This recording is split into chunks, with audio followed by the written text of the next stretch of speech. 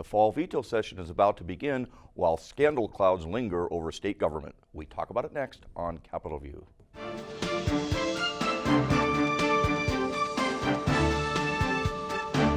Welcome to Capitol View, the weekly program on state government and politics and how it might just affect you. Joining me this week on Capitol View is Sam Dunklau of NPR Illinois. Welcome, Sam.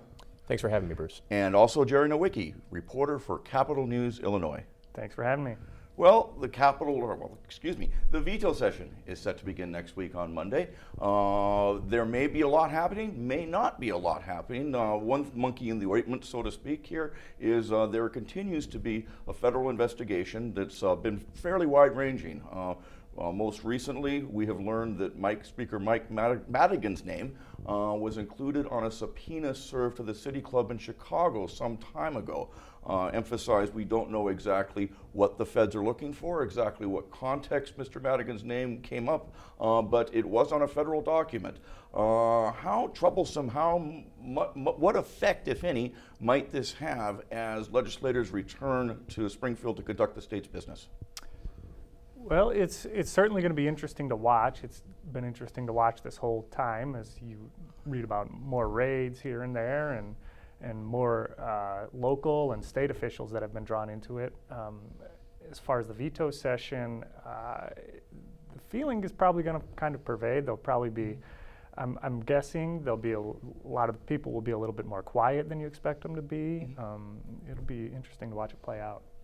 And we were joking before the program began that this kind of scandal, this kind of probing by the feds is nothing that the Illinois State Legislature is necessarily unfamiliar with. Mike Madigan has faced this kind of trouble before. He's given a deposition, although his legal fees are mounting. I don't think that this will be as distracting as it might be in some other states. I think, especially given the kind of light load that legislators will likely have during veto session, there will, I imagine, still be some things that are able to get done that will, at very minimum, distract from sort of what's going on. Yeah. I think probably at a minimum, any significant utility energy bills are pretty much off the table, given that ComEd Exelon is neck deep in this scandal or in this probe, as much as anybody with the state legislature or anybody connected with some of these local governments that have been served with subpoenas. Excuse me, we had a top-ranking ComEd executive retire unexpectedly this month, and I'm going to screw this name up, Pramagia, if I've got that correct.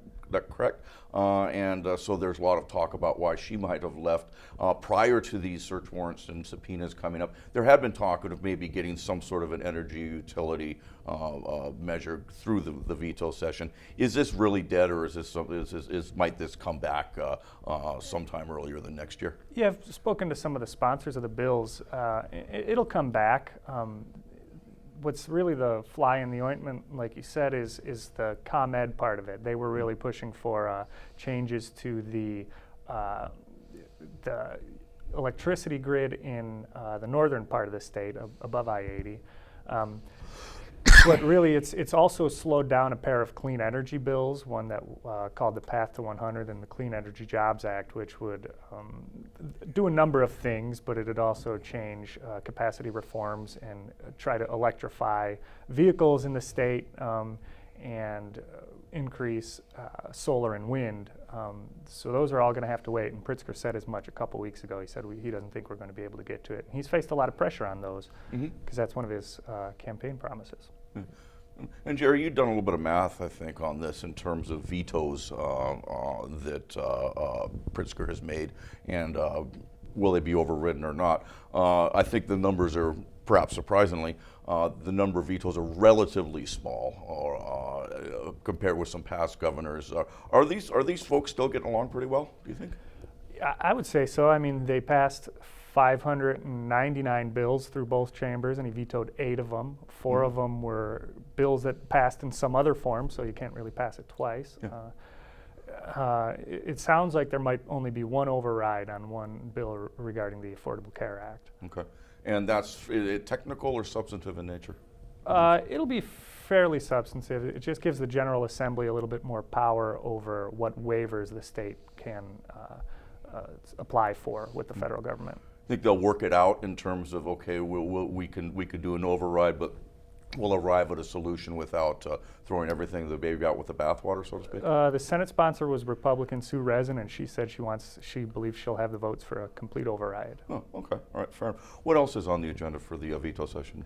There's pension consolidations for the downstate and suburban police and firefighter pensions. The governor said that has been drafted. I'm hearing it could be 2 bills, one for firefighters, one for police. What are some of the other things on there? I mean, let's hold on to that for a second if we could. I mean, pension consolidation, this is downstate police and fire pensions.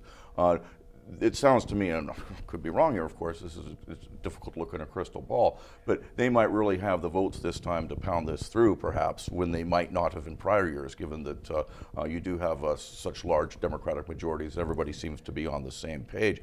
How much is this going to be opposed, and by whom? The Fraternal Order of Police had some concerns. The firefighters union was for it. The important thing to remember, though, it's municipal pensions. It's not going to move the needle on the state's $134 billion. They're not going to solve that then? No, not with this.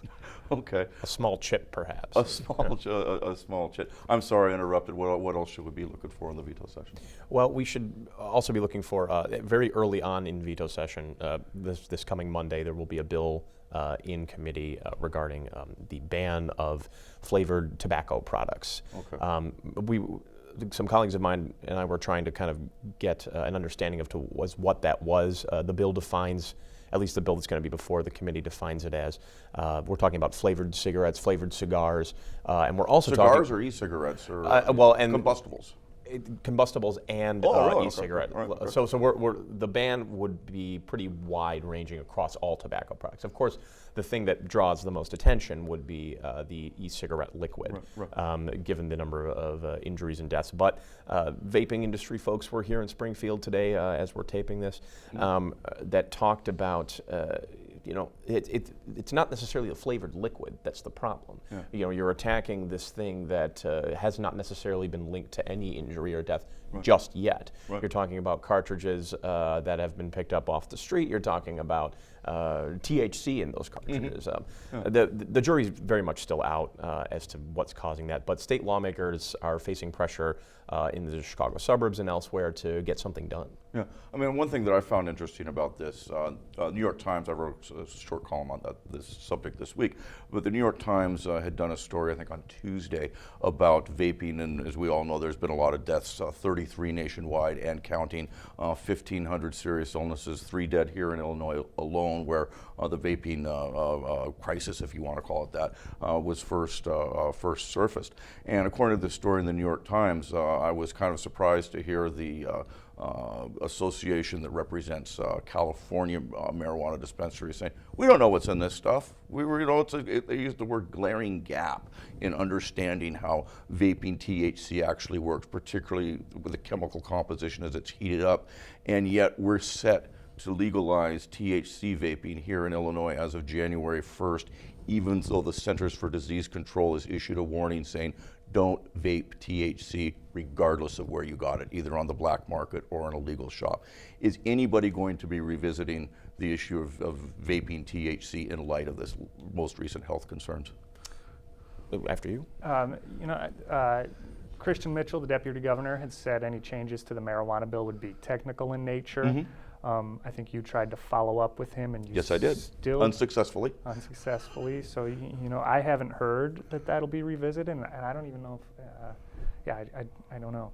And and another thing to add to this is that I've heard from vaping industry folks that say that the real issue is the vitamin additives that are going in some of these cartridges, vitamin A and E, perhaps. Well, the Mayo Clinic has pretty much definitively said it's not vitamin E in an article published in the Journal of American Medical Association. The bottom line is we don't know. We think that it is largely black market, mostly THC, but lots of things. But I'm sorry to say. Exactly why the jury's still out. I mean, can you really pick all these black market products up? I've seen studies, or I've seen some studies that preliminarily done by the CDC and others that have said we've linked it to 50 or 60 different products.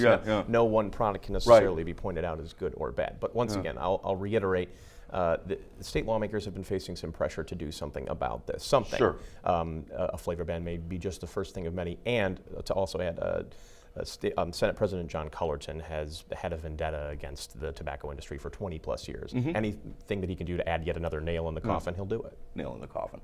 Okay. And I think it is somewhat, should probably be noted, as the flavored e-cigarettes, that is being promoted largely, I think, as an issue of this is a thing that's attractive to kids. It hooks kids on nicotine and leaves them with a lifelong addiction. So I think it's probably a little bit different approach to the vaping issue than what we're seeing on THC. I mean, this is, I think, probably, perhaps, this is for protection of kids to prevent them from becoming nicotine fiends at some point in time. So an interesting point also, Representative Bob Morgan, who was heavily involved with marijuana legalization and the medical bill, he's got a bill that might come up in veto session to require greater reporting of CBD, which is federally legal. Any CBD products, it would require greater testing of that, and any product sold in Illinois would have to have at least some more information out there about it. I don't know if what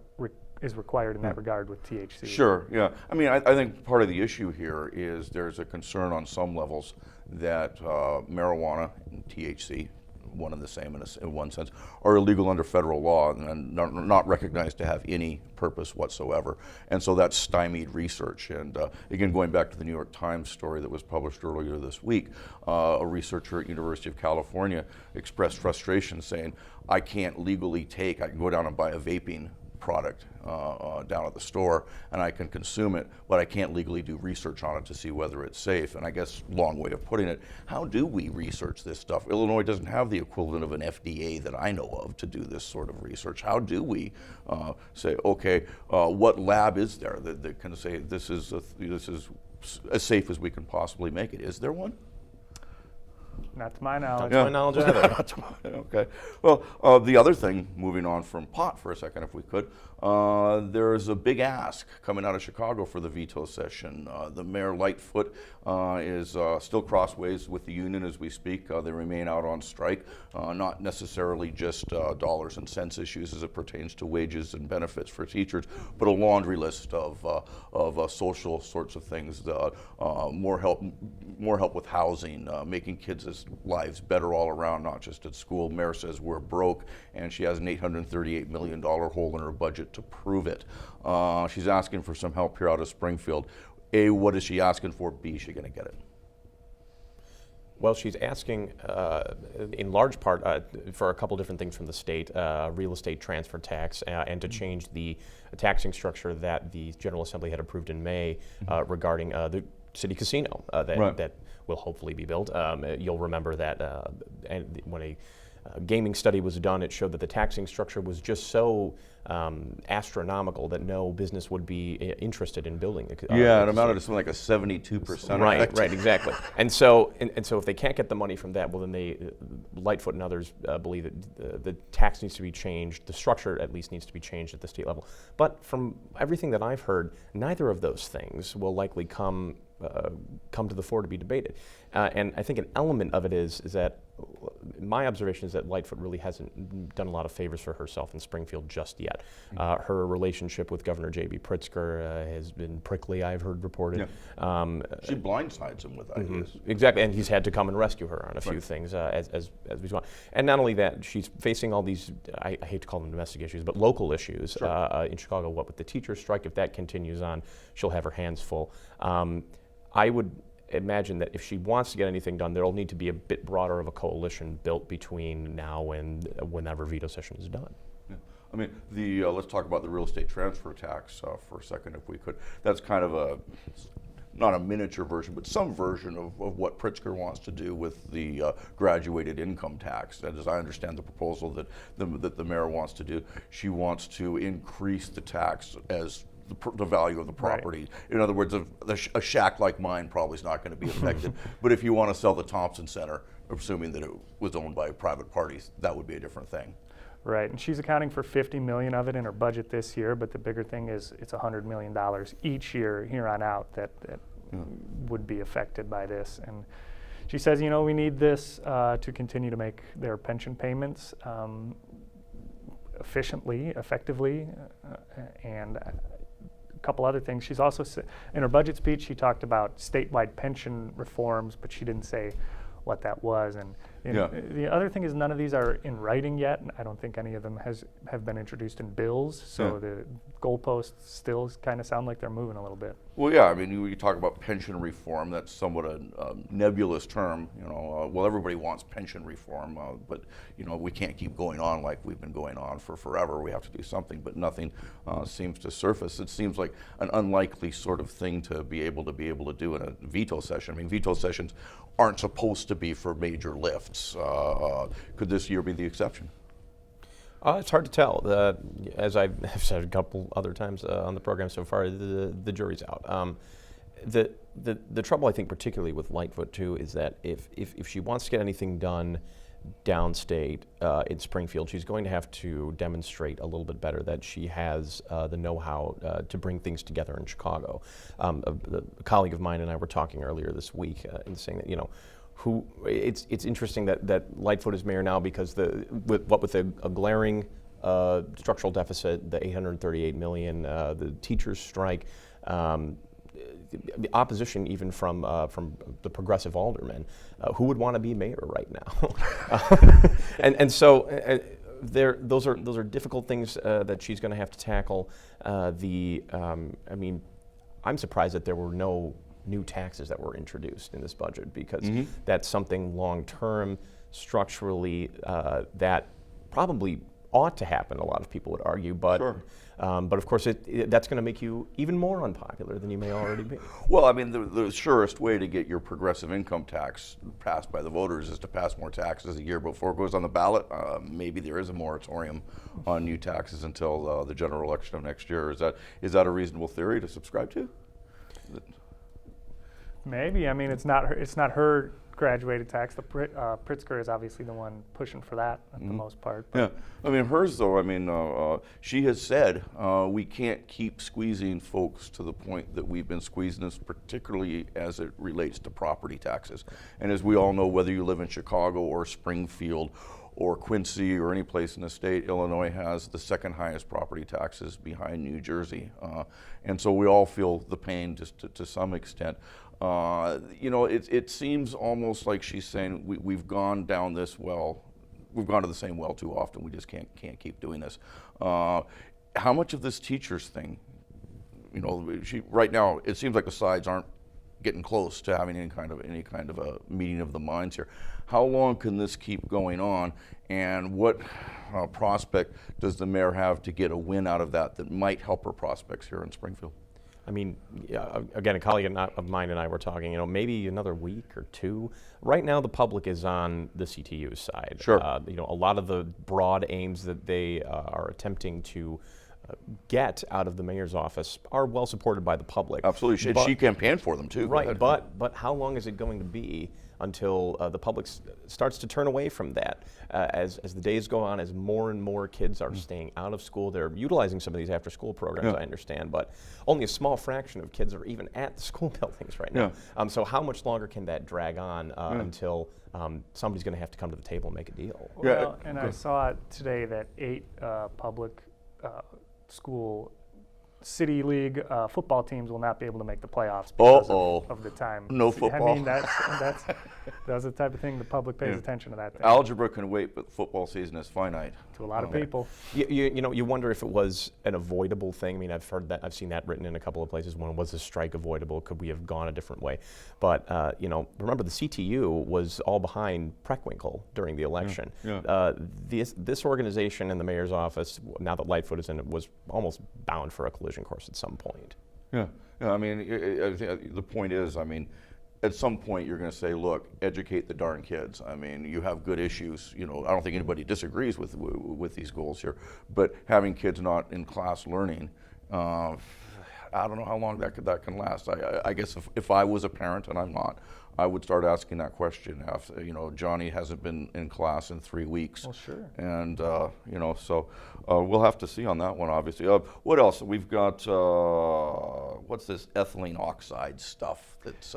Yeah, it's a gas that's emitted in some manufacturing processes and medical supply sterilization, and there was, I think there's 26 permits to emit it in the state, but there was really Lake County and DuPage County is where three of the facilities are that really have elevated the cancer rates in that area. And there's a pair of bills, one that would allow home rule municipalities to ban emissions in their cities, and the other would basically phase it out unless it's in really sparsely populated areas. So I think it's all of the existing ethylene oxide facilities would have to close or move under that bill. Yeah, it's got a good shot, you think?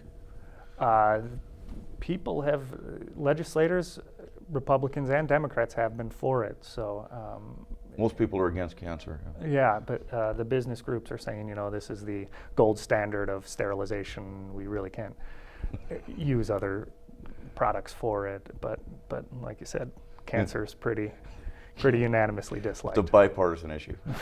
Okay. We had a press conference this week here in Springfield where the state Pritzker, surrounded by supporters, and including some Republicans, announced $23.5 billion in transportation spending for roads and bridges. This is part of the $45 billion capital bill. A lot of this money is going to be for the feds, but everybody seems real happy about this. Is this just a chance to take our attention away from some of the scandals that have been going on and other concerns and celebrate a win, or is it something else? Well, I think it would be important to point out for viewers that $23.5 billion isn't necessarily new. It's, as you've said, mixed into the $45 billion capital plan. Yeah. Pritzker tried to use the occasion of the release of IDOT's they're called a multi-year plan. Every year, IDOT reassesses what it's going to be doing over the next 5 to 6 years, and it puts out, this is the work that we're going to be getting done in year 1, 2, and so on and so forth. The plan obviously is quite expanded with $23.5 billion more dollars. But a question that lingered over the entire thing was, how can you say that this is above board when you've got several IDOT officials that were named in the investigation, when Martin Sandoval is still under scrutiny, the very architect of the bill. But Pritzker said, hey, listen, IDOT's been doing this multi-year plan for a long time. We're going to be allocating funding in such a way that we've done for a long time. There's no necessary, there's no need to worry, and maybe nothing to see here immediately. Well, and then we had Suzanne Mendoza appeared. I thought that was an interesting appearance. When's the last time we had a comptroller appear at the announcement of a roads project? Not that I can remember. And she was there reminding folks that the comptroller's office is going to do everything that it can to make sure that this money is released in a timely manner, and to make sure that all work that's done on the capital bill is union labor, fair contracts and things like that. The prevailing wage will also be required by the state, and any contractor that's attempting to get in on the capital bill and it's not following that, the comptroller's office will sort of bring the hammer down on them. Perhaps another way to assure folks that this is being done in an orderly fashion, that multiple branches or multiple aspects of the executive branch are all coming together to make sure this thing gets done on time.